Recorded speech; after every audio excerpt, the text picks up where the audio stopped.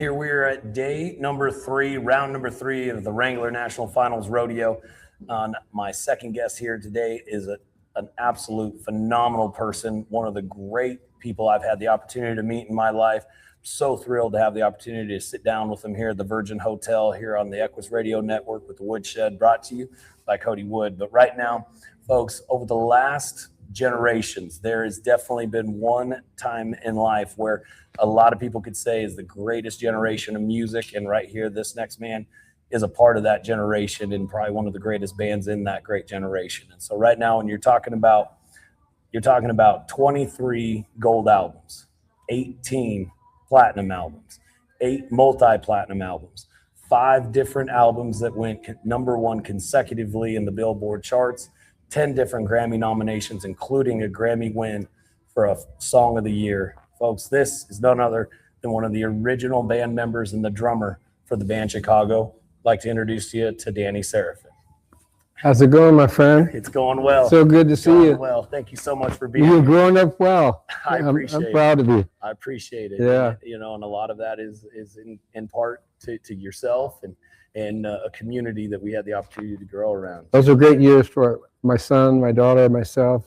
Colorado, I love Colorado. Really Evergreen is just a magical place. It really is a magical place, and I talk about it a lot, actually. And I get into it right off the bat. Actually, is obviously there's a lot of opportunity and resources that come to mind when you talk about Evergreen. But in my mind, now that I've become a father myself, the greatest resource that we had as children was being raised around really good, strong men, like yourself, the Lard Franklins, the Steve Gangles. There's a number of them. Yeah. But yeah, it was a great core of parents and kids. I remember it was a really great time in my life, and I know my son JD feels the same way, and he keeps going back there. And I think there is a chance that someday I'll end up back in the mountains. I love that life.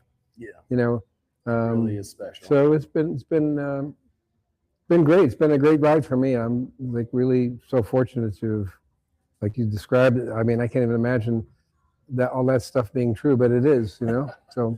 No, I'm very grateful. Yeah, you have lived an extraordinary life, and a lot of it started back in your days in Chicago, right? Yeah. And not necessarily the pretty part of Chicago, right? I mean, no. You were in kind of a rough area around some rough individuals, and in your childhood and your high school upbringing, and boy, did you find a talent at a young age. So you started drumming. You're obviously one of the greatest drummers of all time. I was 9 when I started drumming. At 9 years old. And when you're going through that process, I believe it was your uncle that got you into the drums? Well, I saw him play, and then I got the bug, and I never let it go.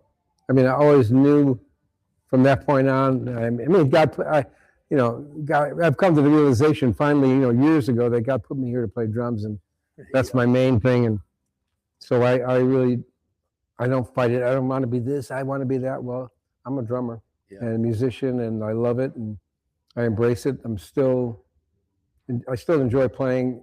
And the difference is now is when I play, I realize it could be my last time every time I play. So I make the most of it. I leave it all out up on stage, or in the studio, or wherever I'm playing. Yeah. So it's and the years in Colorado were great years. I mean, it was I just gotten fired from my band. It was a real ugly scene, and I was burnt out from the fast lane of rock stardom, so to speak. And Colorado was the perfect antidote for me.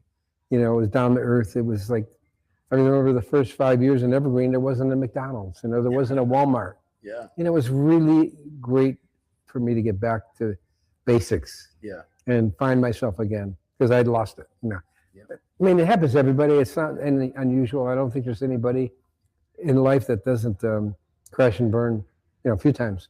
Hopefully not too many, but more once for sure, but usually a couple times, and then you reinvent yourself and you grow up and you grow, and hopefully you're better. Yeah, absolutely. And stronger from it. And especially when you're talking about, in your case, for sure too, because there's a lot of people that might have had to, find their path and have some of those things, but you really, you guys you found a lot of the original band members at a young age, right? You're 15, 16 years old. Well, originally the core of what ended up being Chicago, Tony Keth and Walter Pearzader, they found me in a basement in Chicago with a local band, and they were with a band called Jimmy Ford and the Executives. That was 1965, I think. It was a long time ago. And at that point, I was quit school, high school. I was running street gangs, street fights and gang fights, and even at that point, even the guns started coming out. So it was a great time for me to be lifted, extricated from that life. And once I landed with those guys, and I was about 15 and a half or 16, I started making my living as a musician. I've never looked back, to be honest. Yeah. So it's been an amazing ride, and I've had a beautiful career, and it's still good. Knock on, that's wood, real wood.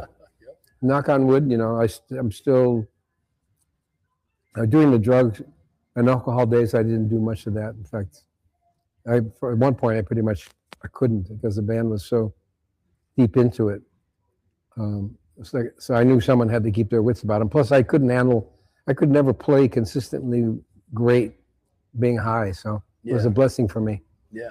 So, my body has stayed fairly young for a 77-year-old man, and I still love to play, and people tell me I still play really great. I'm enjoying it. Yeah, no, absolutely. I think as far as your play right now too, even just watching some videos and different things now, you still have the ability to absolutely gas it and really play. It's challenging, and the fact that it's challenging keeps me honest and keeps me in shape, so to speak, and keeps me younger.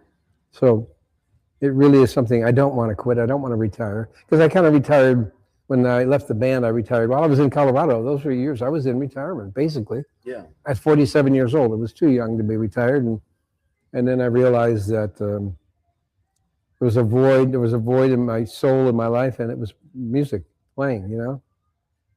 And I got back to it. Moved back to LA, which is bittersweet, because I love Colorado. I love Colorado. It's a great, great place. Great people. It's grown immensely since then too.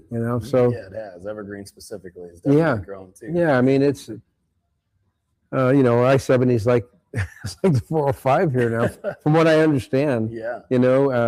So, but it's still. I've been back there a few times, and I'll probably go back there. Summer fly fishing, spring fly fishing. I love to fly fish, and I don't ski much anymore. I can't really ski because I did have a heart attack about 4 years ago. Yeah. I'm much better. I'm fine. Looking good. But skiing is, I don't believe skiing at that altitude. Yeah. That's pushing it. Yeah, no, So, it can get a little bit tough. But like I said, when you're drumming too and keeping in shape, there is, you're exerting a lot of energy, and especially like I said, at your level and the ability of where you're going, and when you're back there, in Chicago all those years ago or whatnot, one of the other things that I always just thought was so amazing too is you're quite a bit younger than the rest of the band members. A bit, well, in those, at that time, at that age, 6 months, a year seemed like a lot. Yeah. Now it's like, when you get up in years, 6 months, it's like, well, we're in the same zip code, right? Yeah. Yeah. But I was the young guy in the band at first until we started bringing in new members. Yeah. And when you're making that transition, obviously there was a lot of different, you had the Big Mob or the Exec, and some of the different, bands as it evolved into, Chicago Transit Authority and then what now obviously everybody knows is Chicago. But, right. That path from Chicago to LA and ultimately to the success that you all found so early. That one is such a unique path, right? That I think a lot of people just are so curious about. How do you go from point A to point B, and how did a lot of that play out for you? Well, it just was basically kind of one step in front of the other, and it was in many ways it was survival, because once we made the transition from a cover band to doing original arrangements of cover songs, to original material, we started getting fired. The club owners, the dance, they wanted us to be like we were, and we were evolving. So we had signed a production contract with a company in LA, right? The guy produced the Buckinghams and Chad and Jeremy. He was a successful producer, really smart guy, and really he was friends with a couple of the guys in the band, even myself. So he was a colleague that had kind of made it, and then he signed us to a contract, and we called him one day and said, "Hey, we're starving here. If you're going to bring us out to LA, you better do it soon." Yeah. So that was the summer of 1968. We formed the band in March of '67, and we packed up, basically everything we had, which wasn't much, and we moved to Hollywood. And it was a brave new. It was scary. It was really scary, but exciting. Yeah. If you know what I mean. Yeah. Because it was the beginning of that Renaissance, that musical Renaissance, and the hippie era, and it was alive. It was, it's hard to describe. It was exciting, I can imagine. But at the same time, scary. All of us were living in an apartment complex. Well, no, at first, all 7 of us were living in a 2-bedroom house in Hollywood. Oh. And we set up our equipment in the living room. And we rehearsed and conceived the very first Chicago Transit Authority album then and there. And, we were playing some local gigs here and there. And eventually we started playing the Whiskey A Go-Go, which was famous. Yeah. And we became the house band there for a few months. And one night I remember we got off stage, and Jimi Hendrix was in our dressing room. We were at that time. He was he was a rock god. 1968 or that time. Yeah. Well, that would have been 68. Yeah, 69. Hard to tell. Yeah. They run together. But anyways, he said to us, "You guys are the best band I've ever heard in my life." He loved the band, and his drummer was there. At that time we were listening to his records, right? So it was like like I said, he was a rock god, and Jimi Hendrix was an amazing cultural, musical phenomenon. A black man playing rock and roll, and so and he had his roots were in R&B, so it was really that kind of like lifted us, like it gave us confidence in ourselves, right? Absolutely, especially because he was a real musician. Oh, he's one of the greatest guitar players, maybe the greatest guitar player ever lived. Yeah. And in those days, artists used to really, and they probably still do, but it really meant a lot that every interview he did for the next 6 months, he said, people would say, "How's it feel to be the greatest guitar player?" He said, "I'm not." Terry Kath, who was our guitarist, he's the greatest I've ever heard. Man. And Chicago, the band CTA, we were called the Chicago Transit Authority, then CTA. And then when our first album came out, he took us on tour, which was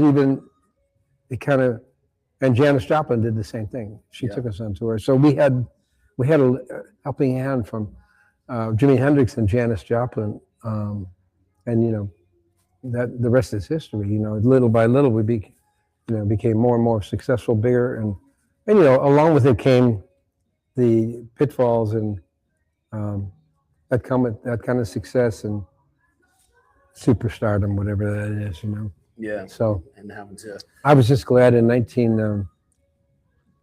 honestly, I was ready in 1989 to move to Colorado, which I did, and I needed to be somewhere because I was still with Chicago then at the time for only a brief moment. Yeah. But I needed to be somewhere where I could get to an airport and fly, because so I couldn't be in Aspen or, Steamboat, which I, would love, but Evergreen was a great compromise because it was basically, you're in the mountains, but you're hop, skip, and a jump from Denver. So yeah, no, absolutely. Yeah. Absolutely. And then, we raised, so it ended up, fate has it, God's way of maybe giving me somewhat of a soft landing after what happened, Yeah. and, raised was able to raise my son and my daughter and spend a lot of time, and being one of the great moments of being an Evergreen was 93, 94, Jeff Coe, defensive coordinator of the year for your football team, for you guys, that's just, I don't think I got a trophy. I should have a plaque. Yeah, I should. Maybe you guys could chip in and get me like a certificate. I can hang it on the wall because, that's right there with my Grammys and Rock and Roll Hall of Fame, man. But my secret was blitz, blitz, blitz, blitz, blitz, blitz, until they figured it out. Yeah. And then we were like, but I couldn't figure it. Then I was scratching my head. Well, what do I do now? They picked up the blitz. So. I bet you didn't expect me to go there, did you? No, I would love it. I can talk about football in those days at any point in time because, that's kind of where I was going to is when you guys were writing a lot of those albums, if I'm not mistaken, when you weren't on tour, you guys, the band, even before you moved there, had kind of a little bit of experience there in the mountains and the foothills. Well, yeah. Well, listen, that was my first introduction into Colorado, the Caribou Ranch. I'm glad you brought that up. Yeah. That's a really good. So I love. We recorded 6 albums up in the mountains in Netherland, Colorado. I didn't realize it was that many. Yeah, 6 crazy. Albums. Yeah, Chicago 6 through 11. So that would be 6, I think. Or is that 5? No, 6, 7, 8, 9, 10, 11. Yeah, 6. Yeah. Oh, I can add. The drummer can add. But so, I still, I get to Colorado a couple times a year. I try to, because I still have many friends and people that were really embraced me. They knew what I was going through. They knew it was a hard time in my life because I lost my band, right? Mm-hmm. And then my family, fell apart. I got divorced. So it was a really tough time. Yeah. But, that old cliche, whatever kills you, it makes you stronger. If it doesn't kill you, whatever doesn't kill you makes you stronger. It's true. It is true. But, and hopefully you learn from it and grow. Yeah, exactly. And, I think it was a great place to raise my son and my daughter. And my other kids from the previous marriage would come over all the time. We had a great house in Colorado. It was a beautiful spot. Oh, yeah. It's such a beautiful spot. And it's nice, like I said, to myself and JD and like the Franklins or whatnot, they were able to move right back into their family home. Yeah. So they live there in Soda Creek now, right there where they grew up. That's a great area. Soda Creek is a beautiful place. It really is. And and so when you're going through that process and getting those accolades from Jimi Hendrix and Janis Joplin and the trust that they put in you guys to tour with them, when was the moment, just kind of curious from when you had fully arrived? Obviously that had to put you guys big time on the map, and then you had a couple of those songs really take off, and the sound is so unique with the horns and everything else that you guys were doing. It was in those days, yeah, for sure. Yeah, and so was there a particular moment, maybe a show that stands out? Oh, there's a lot of them. Yeah, there's a lot of them. You guys were touring hard. There was many. It was because I think that when the first time we were in England, we were bigger stars in Europe and England than we hadn't really. Yeah. And that's the first time I experienced, really being a big star, in England, because we played Albert Hall, and it was like the Beatles almost, Uh-huh. I'm going, wow. I wasn't used to it. I'm still not. I have both feet on the ground and always kept them there. Tried to, at least. Yeah. Yeah. There's a lot of shows. The Electric Factory, when we did so many encores that we ran out of songs and we had to start repeating songs, Chicago Stadium. We always said we're not going to come back to Chicago until we've made it. And we hadn't really totally made it yet, but we went back to the Auditorium Theater on Thanksgiving in 1969, and I remember, wow, So it just became a lifestyle. Because at that point, I was on the road 200 days a year, Yeah, yes. 251 days. 1 year, 2 years running, we did 251 nighters. Man. Plus rehearsal, plus recording and and having all those songs come out. so it really was. It just engulfed your life. Yeah, it was a life, and especially at that time too. That's why, like, at the beginning, or talking about and it's funny is it's not just people my age, but even you're starting to see it now, even with the Gen Zers or whatever else. That era of music, I think, without question, has been referred to as the greatest era of music that there's been. And I mean, so like I said, you already mentioned Jimi Hendrix and Janis Joplin. Oh, there's tons of Santana. Yeah, we used to tour with Santana, and the Doobie Brothers used to open for us. Seals and Crofts. And how did that shape you guys as a band, as a musician? I mean, almost from a competitive standpoint. I'm just like it wasn't real competitive. No, I mean, no. It was more brotherhood. Yeah. Three Dog Night, we were close with them, because we came to LA around the same time, and we used to play the Fillmore East, Fillmore West with Santana. We did a couple of big pop festivals, with Led Zeppelin and Janis. And yeah. It was a wonderful. I'm just grateful to have been a part of that, and I would love to see. It was a convergence of an evolution of music and society, and consciousness, and and I would love to see something like that happen again for the musicians of today, the artists of today, because they're dealing with a lot of different challenges. Yeah. There's so much media and alternative streaming, right? Yeah. Keeping people at home.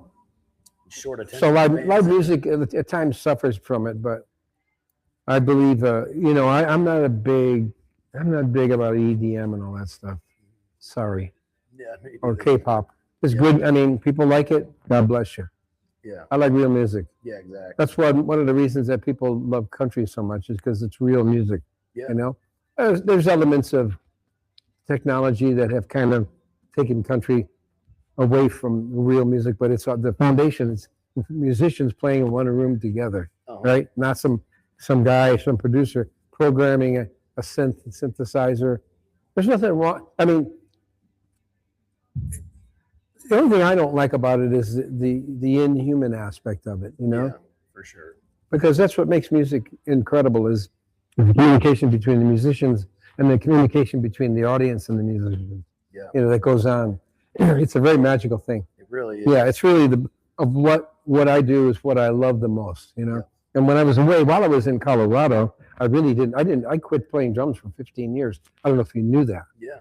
So while I was in Colorado, I guess I needed to get away from drums because I'd gotten burnt out. I gotten burnt out with the business, and I kind of, really with the nature, outdoors, the beauty, being in the mountains. To me, the mountains are, I'm a mountain person, Yeah, for sure. I mean, I love the ocean and everything, and believe me, that's beautiful too. But I seem to be most at peace in the mountains. Yeah, I can relate to that. I know for you sure. can. Yeah. Yeah. When you're looking, and you're right about music today and some of the different enhancements and things that they do. And I have to mention, why we're here at the Virgin Hotel, shooting live. Yeah. The last two nights, and I'm not sure if you're familiar with them yet, but a band called the Red Clay Strays. No. Played. I need to check them out. Night. Oh, I'll absolutely share it with you. Yeah, please do. But they embody a lot of what you're referring to. Really? And I think that. Well, then I got to check them out. Yeah, and I think you're starting to see that kind of a little bit of a cultural movement in that sense, and whether almost in an effort to not take on the AI movement and some of those different things, but people. Yeah, you can use AI to help you. Yeah, that's the thing. I mean, there's lot that could AI is really. I mean, I can't pretend to be an expert on it, but I've started using it. AI. I'm asking just about it. Time, yeah. And as far as helping, can you help me write this song? Or I mean, I even one time a friend of mine said, "Can you do a biography of Danny Seraphine?" And the thing spit out a. And it even I asked. My new band is called CTA too, California Transit. So we should get that in. Absolutely. And my friend asked, who's got this? He's got his AI really developed. I guess the more information you feed it, asked it to put together a 3-year marketing plan for me, and I looked at it and I went, it was actually Pretty good. at 77. I don't know if I got the energy, but if I did it, I probably would be a lot more successful than I am. Which I'm not into chasing. Yeah. I'm into playing music right now. So, Exactly. but AI is a valuable. I think. I mean, they keep talking about it, how it's going to take people's jobs. That part I don't like. Is it going to replace me? No way is it going to replace me. There isn't a chance. I mean, and the day, if the day comes where an AI artist, an AI band, we're in trouble. Yeah. So let's face it. No, exactly, you know? exactly. I mean, there needs to be, because it's as good as AI is, it doesn't have the feel or the emotion that you or I have. Yeah. Or the heart. Soul it doesn't have the heart and soul. Yeah, exactly. And so that's where, you're seeing not just the Red Clay Strays, which I'm a huge fan of. That I'm going to check them out. Yeah, but there's a lot of this, and it's not just country, but that are starting to embody a lot of that. And I sure do appreciate music in every aspect, and really for that exact reason. But and so when you're looking at kind of the course of your path, right, and going to Colorado and then raising your family there, this is something that's kind of funny.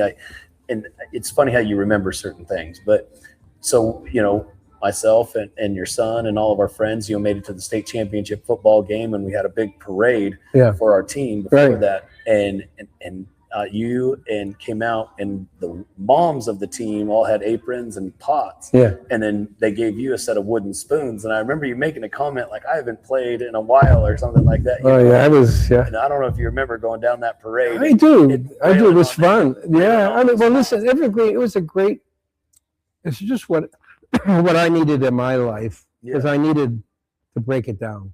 It had gotten away from me, and I needed to break it down, and it was the perfect place, and I love that time, and it's really, when I think about it, I miss Evergreen, and I wouldn't mind having a cabin there. Yeah, no, absolutely. In fact, I would love to have a cabin there. And then now, like you said, you're now with another CTA, right? California Transfer, and we've been together 20 years. This is nothing new. That's when I came back to playing, once I realized that, there was a big hole in me, in my soul. Mm-hmm. I wasn't playing.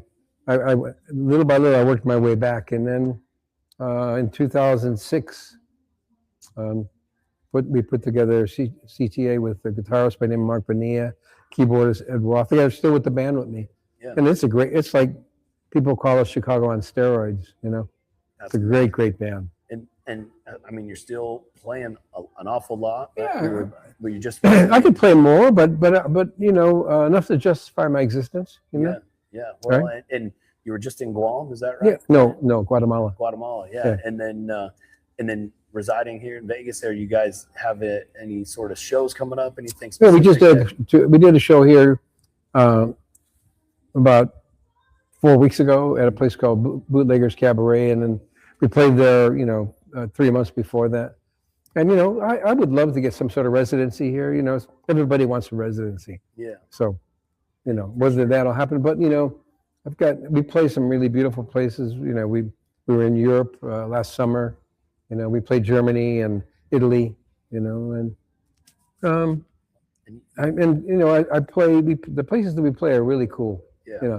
Guatemala, they were, and we were just in Indonesia about a year ago, and they're singing all our songs. I mean the ballads. They love the '80s ballads, because we had a long run in the '70s, which 60s and '70s, and then we sold more records in the '80s. Uh-huh. People don't realize that.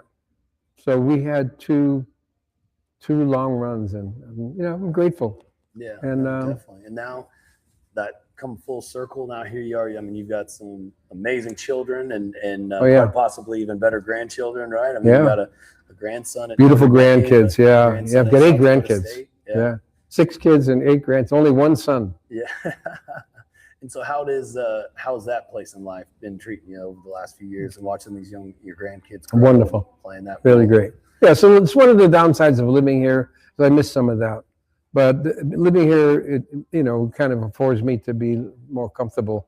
LA has gotten so expensive, and it's a beautiful place, but it's so expensive, and in some ways a stressful place to live, but I go back quite often to visit, and at some point I'll probably end up back there, but I wouldn't mind having a place in Colorado. It really stays with me. So yeah, no, I could see that. But I just, had the opportunity to be around some of your grandkids here recently, and they have just really grown into being. Oh, I'm proud of them. Yeah, amazing young men, and Uncle being a young lady here coming into high school, but and Gab over in Notre Dame. Having a good time. And I'm proud of my son. He's a great father. He does, and he's, besides being an entrepreneur and a successful entrepreneur. Yeah. So he's really working at it. And just things just continue to get better. And life's coming full circle now too from the 80s. As now here we have the Chicago Bears at the #1 spot in the NFC. So hopefully that's after this week that remains the same. But listen, I'm pinching myself. Yeah.